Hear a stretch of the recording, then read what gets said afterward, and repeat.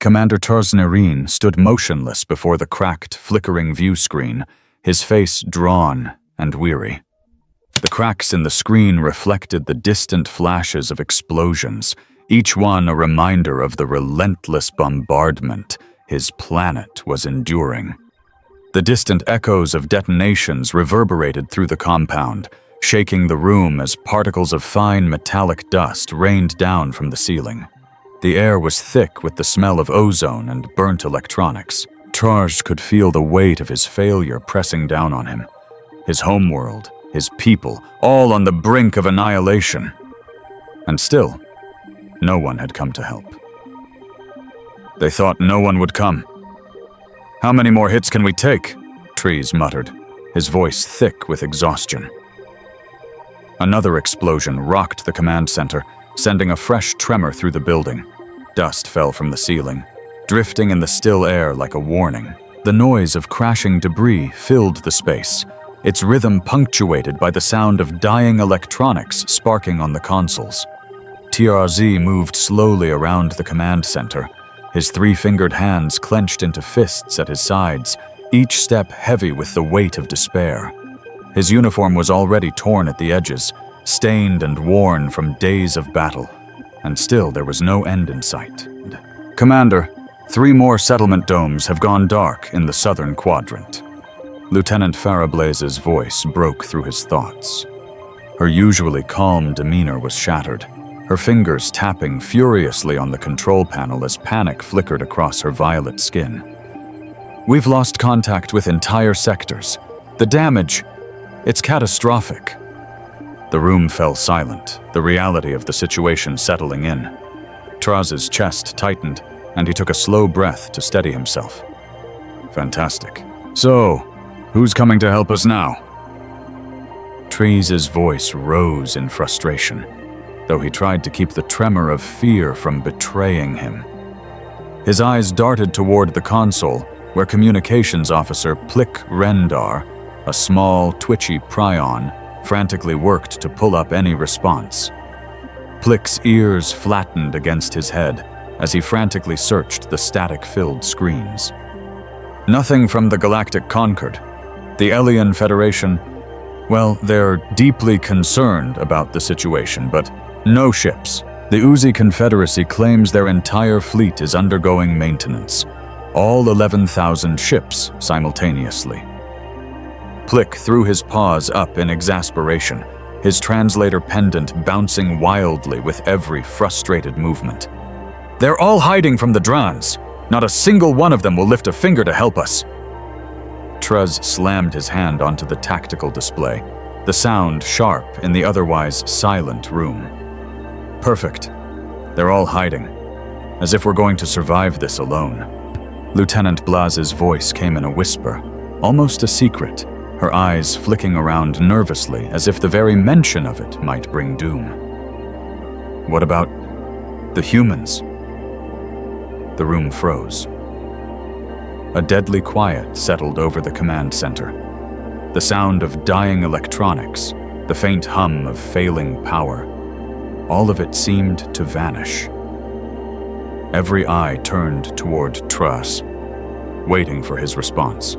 The air felt heavy, charged with disbelief.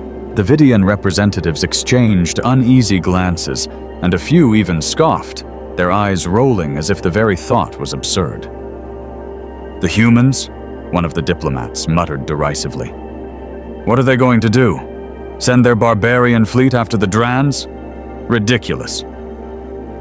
Admiral Vox Peeler, an experienced and battle-worn officer, stepped forward from the shadows.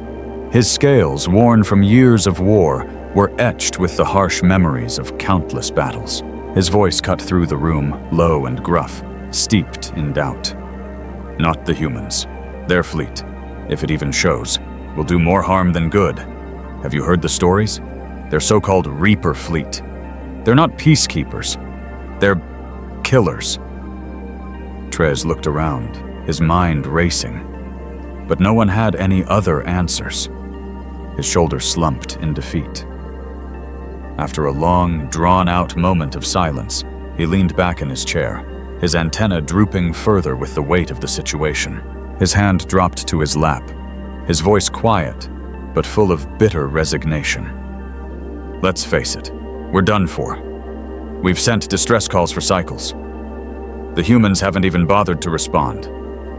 The silence grew heavier, punctuated only by the distant explosions shaking the walls of the command center. Every Vidian in the room could feel the crushing weight of reality. The Drans were relentless, and they were alone. Suddenly, a new sound broke through the tension. The familiar buzz of the communications system. Plick's ears perked up, and his paws moved frantically across the console. "Wait, something's happening." Plick's voice trembled with a mixture of disbelief and cautious hope. "I'm picking up multiple objects entering the system. No, it can't be right." "What's going on?"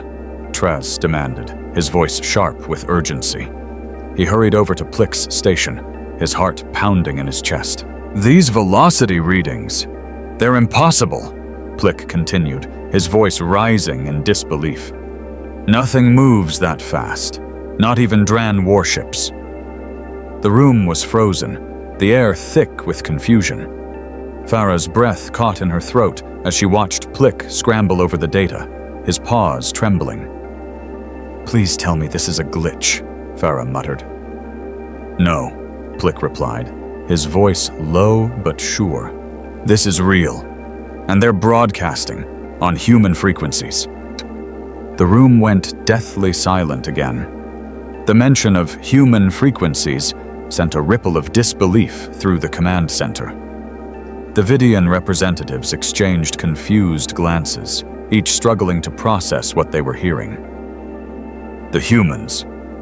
Admiral Vox's voice broke the silence, tinged with something close to dread. "Impossible. They haven't responded to anything in cycles. And now, they're coming?" Terz stared at the screens, his heart racing as the data came in. The ships were coming, and they were coming fast. The atmosphere in the Vidian command center, already thick with despair, suddenly shifts as the shrill sound of the scanners begins to blare. Plick Rendar, his fur standing on end, scrambles at the controls, his eyes wide with disbelief as the readings flood his screen.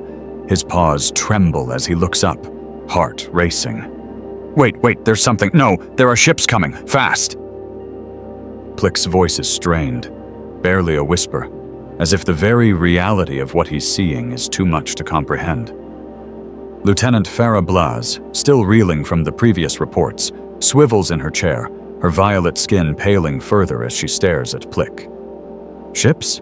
Are you sure they're not ghosts or something?" Her voice wavers with skepticism, but a hint of panic begins to creep in as she scans the flickering console.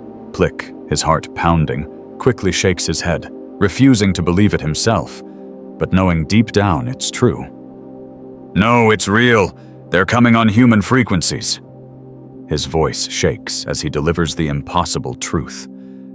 At the mention of humans, Ambassador Krell, his scales still gleaming with the remnants of his pride, adjusts his collar and scoffs loudly. "The humans? Impossible. After all this time, they suddenly—" The room falls dead silent. The hum of malfunctioning equipment, the distant thuds of the ongoing bombardment, everything seems to stop as all eyes turn toward the central view screen. It flickers to life slowly, static rolling across the screen, distorting the image. Then, from the swirling blackness of space, something massive begins to materialize. It's not what anyone expects. The human fleet emerges from the void, colossal ships appearing one by one, their dark forms cutting through the silence like a storm. The ships are monstrous, their hulls jagged and heavy, unlike anything the Vidian Alliance has seen before. Each one bristles with weapons, guns, cannons, and strange, ominous armaments that glow faintly in the distant light. Commander Truss stares at the screen, his eyes wide, disbelief settling over him like a heavy weight. His mandibles twitch as he struggles to comprehend what he's seeing. That is the Reaper fleet? No, it can't be. His voice trembles as the sheer scale of the ships hits him all at once. The fleet continues to materialize. Leading the charge is the HSS Harbinger, a ship of absurd proportions. It stretches nearly 5 kilometers from bow to stern, its hull battered and scarred, yet radiating an aura of terrifying strength. Behind it, at least 24 other ships follow, each unique in design but unmistakably part of the same deadly ensemble. Some are long and sharp, their surfaces covered in battle-worn markings, while others are bulky, almost grotesque, with scars that speak of decades of relentless combat. The Vidian crew can't tear their eyes away from the display. It's a sight so unimaginable, so far removed from anything they've seen in their entire existence, that for a moment, it feels like they've been transported to another reality. The human ships, chaotic in design but utterly commanding, defy all the conventions of galactic warfare. That's... Lieutenant Blaz starts, her voice a breathless whisper. That's impossible. Trars, still frozen in disbelief, stares at the screen, his body rigid. His mind races, but no matter how much he tries to wrap his head around it, he can't make sense of what he's seeing. That's them. The Reaper fleet, but why are they here? This can't be real. The ships continue to move, their dark hulls cutting through the void with terrifying ease. The Harbinger leads the fleet, its immense form swallowing the screen. The other ships fan out, forming a formation that is chaotic, yet perfectly coordinated, moving like a well-oiled machine, despite the seemingly random nature of their design. The crew stands in stunned silence, their breaths held as the impossible becomes reality. The Reaper fleet, the very fleet that had once been the stuff of galactic nightmares, has arrived.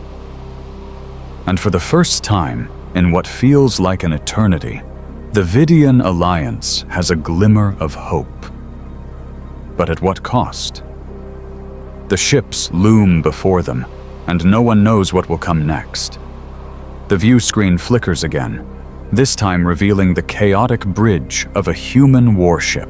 The room, already heavy with the weight of the previous moments, suddenly feels even more oppressive as the camera shifts. On the screen, Admiral Morgan Walsh stands at the center of the chaos, her composure unsettling in its calmness. Her uniform, pristine despite the wild nature of the battlefield around her, glints with countless medals, each one a testament to her long and bloody history of command. Her expression is a mixture of quiet authority and something darker, an unsettling confidence that feels like a storm waiting to break. "We received your distress call," Admiral Walsh's voice comes through, smooth and almost nonchalant. "Sorry we're late. We stopped to pick up some party favors."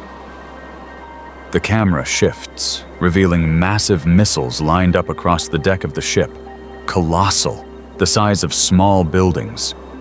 They look almost absurd in their sheer scale, their surfaces gleaming with a dark metallic sheen. Each one looks ready to tear through space itself, bringing with it the promise of devastation. Commander Traz stands frozen, his antenna twitching in disbelief as he watches the screen. His mind can't wrap around what he's seeing. This isn't just a fleet. This is something else entirely. "Are you serious?" His voice shakes as he asks the question, but his eyes never leave the view screen. The absurdity of it all weighs heavily on him. They've called for help, hoping for some glimmer of aid, and what they got was this. Human madness, wrapped in metal and firepower. Admiral Walsh's grin widens, almost imperceptibly, her cool demeanor never faltering. There's something terrifying in the way she speaks, as if this is just another day for her, another battle in a long line of wars. "We've got unfinished business with the Drans," she says, her voice dripping with unspoken violence. "Now show us what you're up against." The words hang in the air like a challenge, a promise of what's to come. The Vidian crew watches in stunned silence, unable to tear their eyes away from the screen. The ship's massive form dominates the screen, its weapons bristling and ready, and the rest of the human fleet follows behind, equally menacing. For the first time, a strange feeling flickers in the Vidian command center, a feeling that maybe, just maybe, they're going to survive this, but at what cost? The storm of war is about to break, and it's brought by the very species they had once underestimated. Admiral Walsh's voice rings through the comms again, calm, almost clinical in its precision. "Show us what you've got," she repeats, the challenge clear. The human fleet, once thought of as nothing more than a myth of ruthless destruction, is now standing before them, ready to unleash hell. The Vidian crew remains motionless, their minds racing, unsure of what's to come next. This battle, they realize, won't be anything like they've faced before.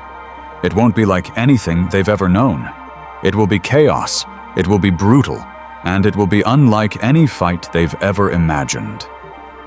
The human fleet, an unpredictable force of chaos, hurled itself at the Dran warships with terrifying precision. The battle unfolded before the Vidian command center, and the sight was unlike anything the crew had ever witnessed.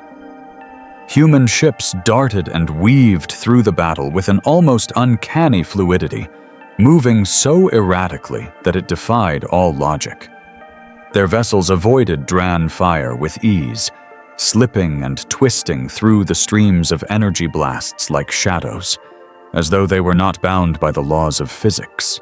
The Dran forces fired relentlessly, but the humans danced around each attack, their ships shifting, turning, and evading as if they had control over the very fabric of reality. "That's impossible," Commander Trey's whispered, his voice a mixture of disbelief and awe as he watched the spectacle unfold on the view screen. His antennae twitched and his mandibles trembled. "They're bending the laws of physics." The words escaped him without thought, as though his brain couldn't fully process the sheer impossibility of what was happening. His eyes remained fixed on the human ships, their movements so erratic yet perfectly synchronized, as if they had turned disorder into an art form. Lieutenant Blaz, equally mesmerized and terrified, stood beside him, her violet skin pale as she too watched the impossible unfold. "They're unstoppable," she muttered, her voice a breathless whisper. There was no other way to describe it. The human ships didn't just avoid danger, they seemed to anticipate it, to exist in a state of constant motion, never held back by the conventional rules of warfare. As the chaos continued, the Drayden Eclipse, the largest and most imposing of the Dran warships, powered up its planet cracker weapon. The weapon's hum filled the air as it gathered its energy, glowing ominously with destructive power. It was designed to wipe entire continents off the face of a planet, and it was now charging to erase the human fleet in a single, catastrophic blast. The Drans had been confident they would win. Until now. Admiral Walsh's voice cut through the tension, cool and unshaken, even in the face of the overwhelming firepower of the Drayden Eclipse. "Fire the Kraken!" she ordered, the words steady and precise. There was no hesitation, no second thoughts, just a calm certainty that radiated from her. The Vidian crew watched in stunned silence as the HSS Harbinger, flagship of the Reaper fleet, launched its weapon. An enormous projectile, massive, the size of a small building, was propelled from the ship's belly. It hurtled toward the Drayden Eclipse, its trajectory unwavering. The Dran warship continued charging its deadly weapon, the green glow of its beam growing brighter by the second. The Vidian crew held their breath, certain they were about to witness the destruction of the humans in one final, devastating moment. But then, in an instant, the Kraken hit. The impact was so violent, so sudden, that the screen flickered, and for a heartbeat, the entire battlefield seemed to pause. The Dreadnought Eclipse, the most powerful ship in the quadrant, the pride of the Dran Empire, began to collapse in on itself. Its colossal frame folded like paper under immense pressure. The energy beam it had been preparing to unleash flickered and sputtered as the ship's integrity was shattered. The Dreadnought Eclipse imploded with a deafening sound, warping space itself as it crumpled into a singularity of destruction. The explosion that followed was blinding, a burst of light so powerful that it temporarily wiped out everything else on the screen, leaving only a swirling cloud of debris where once stood the mightiest weapon in the galaxy. Commander Truz stared in disbelief, his mandibles hanging open, unable to comprehend what he had just witnessed. His voice came out in a hoarse whisper, barely audible. Did we just see the most powerful ship in the quadrant implode?" His eyes were wide, the horror of what had just happened sinking in. The Vidian crew stood frozen, their minds racing to make sense of what had just occurred. The Dreadnought Eclipse was gone, destroyed in an instant by a weapon they had only heard whispered about: the Kraken. The Drans, once thought to be unstoppable, had been bested. The human fleet, with its strange, chaotic brilliance, had just turned the tide of the battle in a way that no one could have anticipated. The battle raged on, but the balance had shifted. The humans were not just surviving, they were dominating. And the Vidian crew, for the first time, felt a flicker of hope. The battle was over, and the silence that followed was deafening. The sky, once streaked with explosions and the harsh sounds of warfare, now lay still above the broken surface of the Vidian world. In the wake of the destruction, the Dran threat had been completely wiped out, and the human fleet had proven its unimaginable strength. The Vidian forces, still reeling from the ferocity of the war, began to pick up the shattered pieces of their planet. Amid the remnants of their crumbling cities, life slowly began to return to normal, at least as normal as it could after such devastation.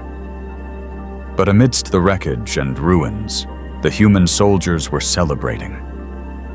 It was unlike anything the Vidian Alliance had ever seen. Laughter filled the air, a contrast so sharp it felt like a surreal echo of the chaos that had come before. Music, drums, guitars, strange homemade instruments, blared through the air, filling the streets with a joy so raw and unrestrained it was almost jarring. The humans, victorious and alive, poured their energy into this celebration of life. Their faces were alight with the thrill of victory, the bonds of camaraderie woven between them as they danced and sang. For the first time in so long, there was no fear, no tension, just pure, unadulterated joy. Commander Trauz, sitting alone atop a pile of rubble, watched in silence, his gaze fixed on the humans. His uniform, torn and stained, mirrored the battered state of his world. His antennae drooped in exhaustion, yet his eyes were wide with disbelief at the sight before him. The scene was nothing short of bewildering. "They fight like demons," he muttered under his breath, shaking his head in awe. "But they celebrate life like no one else." Admiral Walsh, standing nearby with a flask of whiskey in hand, heard his words and walked over. She offered him the flask, the same calm and confidence she had carried through the battle radiating from her. "You're alive," she said simply, her voice steady, even amidst the destruction. "That's all that matters now." Trez took the flask, his hands still slightly trembling as he brought it to his lips. The warmth of the whiskey spread through him, a sharp burn that soothed his nerves. He could feel the weight of everything he'd just witnessed, the violence, the chaos, and now the strange peace that was beginning to settle over him. He took another sip and looked over at the humans, their laughter and music still echoing in the background. He couldn't help but smile, the first real smile he'd had in days. He chuckled softly, though it sounded more like an exhale of relief. "I never thought I'd be sitting here, sharing a drink with the ones who saved us," he said, his voice still tinged with disbelief. "You humans." He paused, struggling to find the right words. "You're unlike anything I've ever seen." Admiral Walsh smiled, watching him for a moment before replying. There was a glint in her eyes, something unreadable, but she didn't speak. The weight of what had just transpired hung between them, but it was a weight lifted, not crushing. Turs took another sip of whiskey, and this time, the sharp burn of the drink didn't just sting. It ignited something inside him. For the first time, amidst all the devastation, there was a glimmer of hope. The humans, who had fought with such ferocity, had now shown him something else, something he hadn't expected. They celebrated life with the same intensity. In the middle of destruction, they didn't just fight for survival. They fought for the sheer joy of living. That kind of spirit was something Traz couldn't have understood before. But now, in the aftermath, it made all the sense in the world. The humans were far more than warriors. They were people who understood that victory wasn't just about destruction. It was about what came after. As the distant sound of music and laughter filled the air, Treats felt a new sense of respect for the humans, a deep appreciation that went beyond their ability to fight. They had brought more than just victory to the Vidian Alliance. They had brought a sense of renewal, a reminder that life, no matter how harsh the battle, was worth celebrating.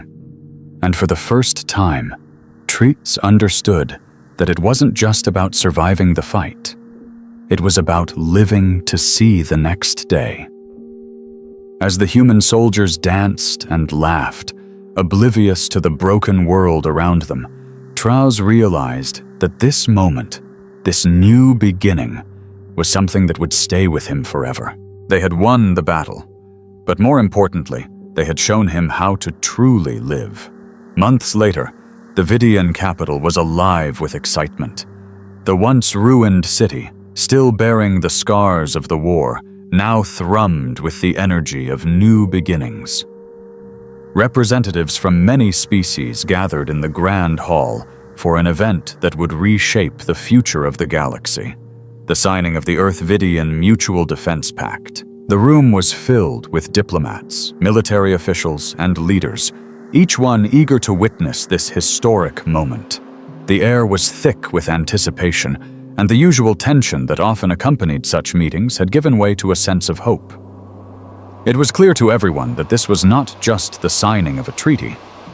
It was the birth of a new alliance.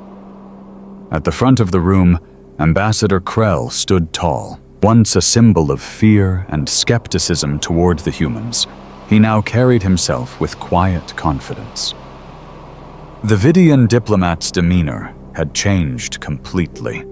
He no longer cowered in fear of the unpredictable humans. Instead, he had become their greatest advocate, recounting the story of how they had saved the Vidian civilization from the brink of annihilation. His voice resonated with pride as he addressed the assembly of species, his scales shimmering with the light that filtered through the grand windows of the chamber.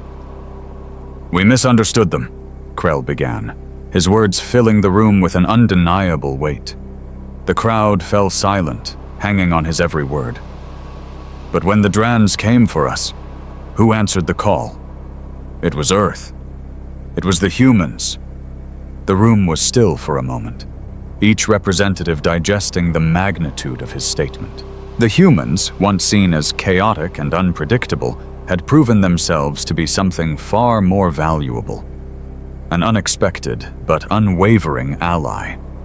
Krell's pride was palpable as he continued. a subtle grin tugging at the edges of his lips. The Vidian representatives, who had once feared the humans' Reaper fleet and their unorthodox tactics, now watched them with a new sense of admiration. They had witnessed firsthand the raw power and determination of Earth's forces. No longer were the humans a threat to be feared. They were now viewed as equals, their reputation reshaped by their actions in battle and their dedication to the survival of others. The stories of humanity's courage spread across the galaxy, leaving no room for doubt about their strength. As the delegates looked on, there was no longer any hesitation in their hearts. They had once seen humanity as a wild card, unpredictable and reckless, but now they saw them as a necessary and irreplaceable force in the fight for survival against the growing threats of the galaxy. Earth had not only answered the Vidian call, but had wiped out the Dran menace, saving countless lives in the process.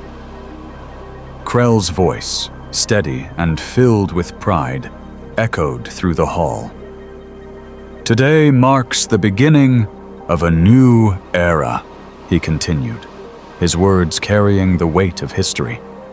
"The Vidian Alliance and Earth are now bound together, no longer enemies, no longer strangers, but partners, united by the promise of mutual defense and the understanding that together we stand stronger than apart." The Vidian representatives, once filled with fear and distrust, now nodded in agreement. The stories of the humans' fierce battles and their wild, unyielding spirit were no longer distant rumors. They were reality. And in that reality, Earth had proven its worth, showing the Vidian people what true strength and courage looked like. The alliance they now formed would not just defend them from the threats of the galaxy, it would build a future of cooperation, trust, and shared purpose. As the final signatures were made, sealing the pact, the room erupted in applause. The Vidian Alliance and Earth had come together, and with them stood the promise of a future where the galaxy's greatest threats would be met with the combined strength of two civilizations, once divided, now united. The treaty was more than a piece of paper. It was a bond forged in the fires of war and sealed with mutual respect. And so, as the celebration continued, the once separated civilizations of Earth and the Vidian Alliance stood side by side, not just as allies, but as partners in the fight for a peaceful and united future. The galaxy, once divided by fear and mistrust, now saw the dawn of a new era. The camera pulls back slowly, capturing the grand ceremony in its full splendor. The once grand hall, now a symbol of unity, is alive with activity and purpose. The air, once thick with tension and uncertainty, now carries a sense of calm and hope, filling every corner of the room. The signing of the Earth-Vidian Mutual Defense Pact is complete, and delegates from countless species stand together, their eyes reflecting the monumental shift that has taken place. The walls, adorned with banners of unity, seem to glow with a soft light, as if to acknowledge the historic significance of this moment. At the center of the room, Ambassador Krell and Admiral Walsh stand side by side, their faces illuminated by the soft light of the gathered species. The Vidian and human leaders exchange a look of quiet understanding, their expressions now no longer strained by suspicion, but strengthened by the bond they have formed. The representatives, once divided by fear and misunderstanding, now share in a collective moment of triumph. The quiet chatter that once filled the room has softened into a peaceful murmur, a reflection of the newfound respect between the two civilizations. The final toast is made, a simple gesture, yet one full of meaning. Glasses are raised, a symbol of the commitment to this new alliance. The sound of clinking glasses rings through the hall, a bright note in the otherwise serene atmosphere. The moment lingers, a brief but powerful celebration of a future that now seems possible. As the camera continues to pull back, the faces of those gathered reflect a shared understanding. This is the beginning of something new. The weight of the past, the battles fought, and the fear of what lay ahead now seem distant. Together, the Earth and the Vidian Alliance stand united, ready to face the challenges of the future. And then, as the last echoes of the celebration fade, the screen slowly fades to black, leaving behind the silent promise of a new era.